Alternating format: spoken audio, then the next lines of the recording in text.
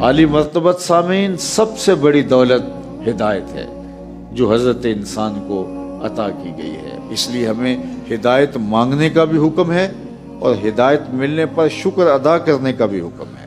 یہ عید جو ہے یہ بھی اس ہدایت کا شکرانہ ہے جو اللہ نے ماہ صیام میں خاص طور پہ ہمیں ودیعت کی۔ تمہاری پیشانیوں کو بندگی کا جمال دیا، تمہارے خیالوں کو پاکیزگی دی، تمہاری سوچوں کو آوارگی سے بچایا، تمہاری زبان کی حفاظت کی، تمہیں پنجگانہ سجدوں کی توفیقات سے مالا مال کیا، تمہیں قرآن مجید کی تلاوت کی توفیقات بخشی گئی، تمہیں فاقہ کشی کی لذت سے آشنا کیا گیا، تمہیں اللہ نے اپنی دہلیز پہ بلایا اور اللہ جل شانہ نے تمہیں سحر اور افطار کی مبارک گھڑیاں، مقبول لمحے عطا کیے جن میں دعائیں رد نہیں ہوتی اور دعائیں مقبول ہوتی ہیں۔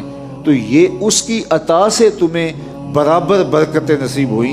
تو فرمایا اس ہدایت پر، اس کرم نوازی پر تم اللہ کا شکر ادا کرو جو اس نے تمہیں ودیعت فرمائی۔ ایک تو اللہ سے ہمیشہ ہدایت مانگیں اور جب ہدایت مل جائے تو اس پر شکرانہ ادا کریں، اور تیسری بات، ہدایت مل جائے تو اللہ سے یہ دعا کریں، اللہ یہ جو دولت بیدار نصیب ہوئی ہے کہیں چھن نہ جائے، یہ ہمیشہ میسر رہے۔ اور اہل ایمان کو یہ دعا ترغیب دی گئی اور دعا کی تلقین کی گئی، اور وہ دعا کیا ہے؟ ربنا لا تزغ قلوبنا بعد اذ ہدیتنا وہب لنا من لدنک رحمہ انک انت الوہاب۔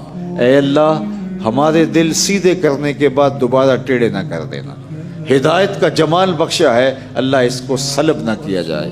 ہمارے دل ہدایت پا چکے ہیں تو یہ ہدایت پر ہی رہیں، ہمارے دلوں کو ہدایت سے پھیر نہ دینا۔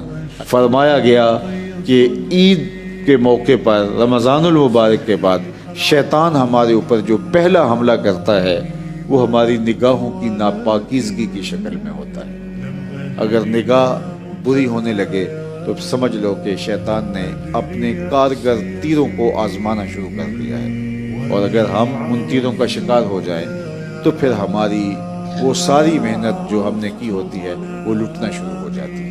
وہ کتنے بد نصیب لوگ ہیں کہ جو ماہ صیام ذکر و فکر میں گزارنے کے باوجود عید کے دن اور عید کے چند دن کے بعد اپنے دامن کو خالی پاتے ہیں، اس برتن کی طرح جس کے پیندے میں سوراخ ہو، آپ جتنی مرضی چیزیں اس کے اندر ڈال لو لیکن نیچے سے وہ بہتا چلا جائے گا اور برتن خالی کا خالی رہے گا۔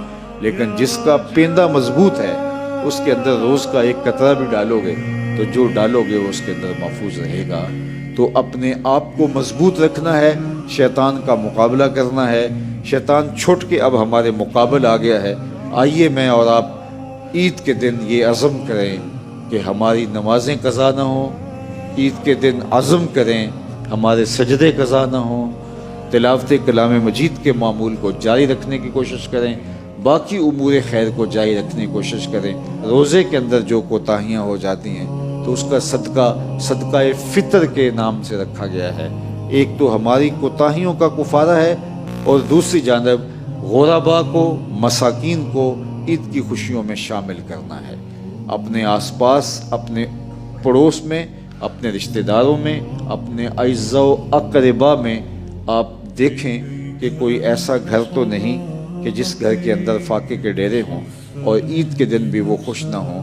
میں ایک دارالعلوم نہیں، کئی مدارس کی ذمہ داریوں کو اپنے کندھوں پہ لیے ہوئے ہوں، لیکن اس کے باوجود میں آپ کو یہ ترغیب دے رہا ہوں کہ آپ اپنے ہمسایوں کو دیکھیں، آپ اپنے رشتہ داروں کو دیکھیں، آپ اپنے آس پاس، اپنے پڑوس میں دیکھیں۔